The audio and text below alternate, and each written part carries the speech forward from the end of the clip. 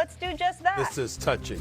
This is touching. Mollywood, Doggy, The Pivot, and Mr. Chippendales. It don't get no better. All we need, Stephen A., we're sending you love. We're sending you love. You know who we need to keep Stephen A. in check? We need to bring his daughter on the show. I know. I never see him as quiet as he is when she is clowning him. You know what's interesting, though? Samantha is actually the real star.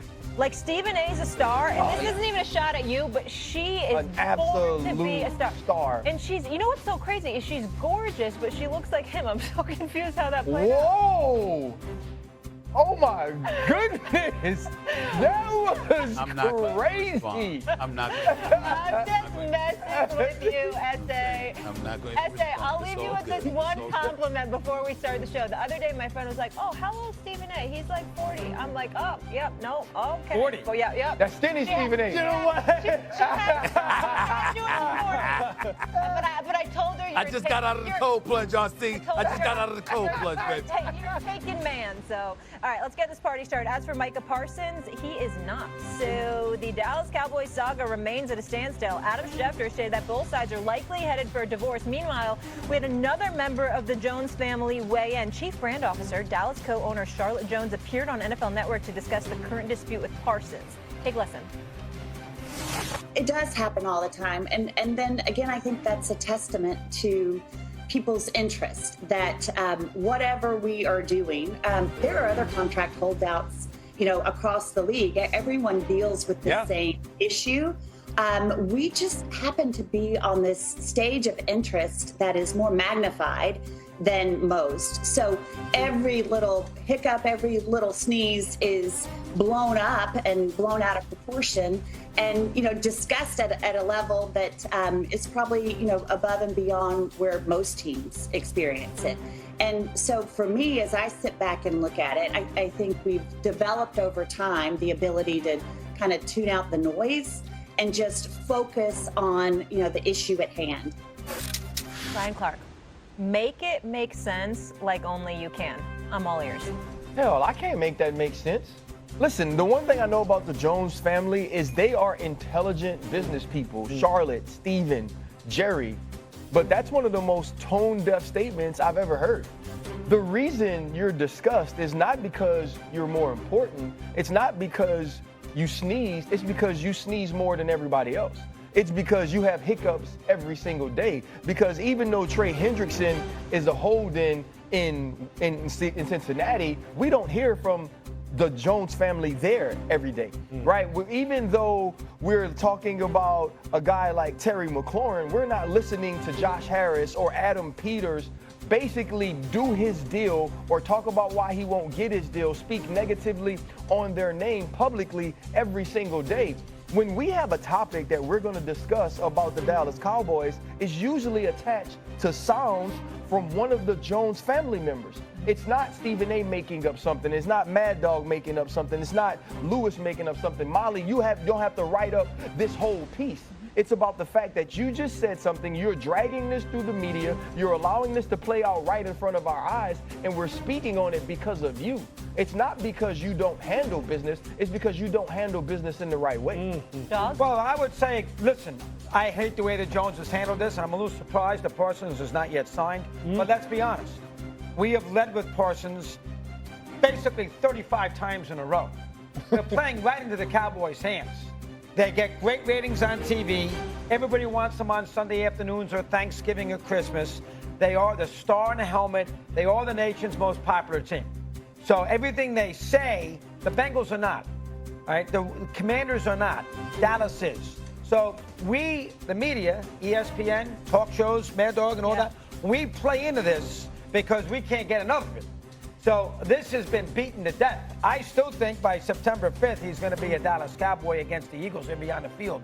Do I need to hear from Sharpe? I don't know. Did you hear what Adam Schefter had to say? I don't buy it. I do. Not buy it. I do. Adam Schefter is saying they're headed for a divorce. I do. Lewis. No, look. This comes on, look, RC hit it right. Look, it is tone deaf. I mean, they're talking like for us.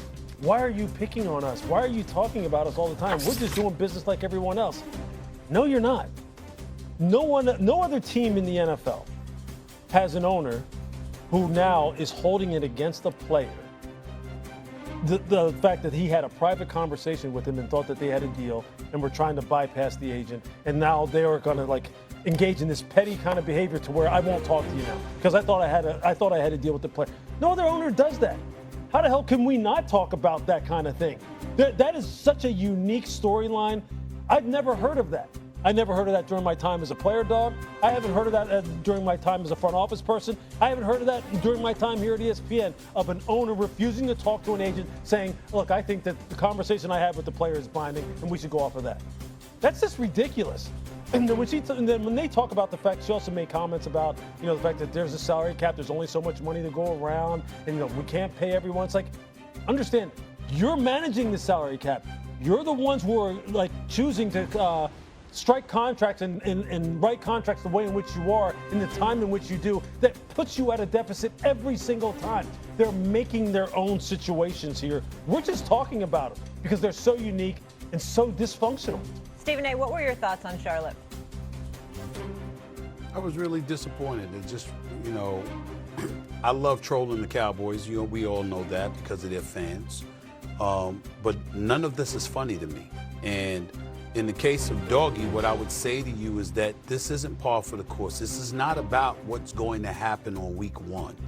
This is about how things are transpiring and how they've been transpiring over the last few months. When you have somebody like Doggy that's been covering sports for so many years, I so respect where he's coming from because it's a microcosm of how the industry looks at things, and you should, for the most part. You're not wrong, Doggy, but understand that as we sit here talking about this, you're talking about a multi-billionaire owner, the owner of a franchise that is now worth to be approximately $12.8 billion according to Forbes. That's elevated over $9.4 billion in value since their last Super Bowl appearance, which they won in January of 1996. Jerry Jones is universally recognized as an astute and brilliant businessman, and the Cowboys as a marketing machine. But you're walking around acting like a conversation with a 25-year-old football player at the time was tantamount to a negotiation, and holding it against him that apparently he's deviated from whatever you want to surmise was an agreement, and you don't even talk to his representation. You got to think about that. That goes far deeper than, at the end of the day, he's going to end up a Dallas Cowboy. The treatment towards this young man, how you've conducted yourself over these last few months in terms of not even talking with his agent is egregious.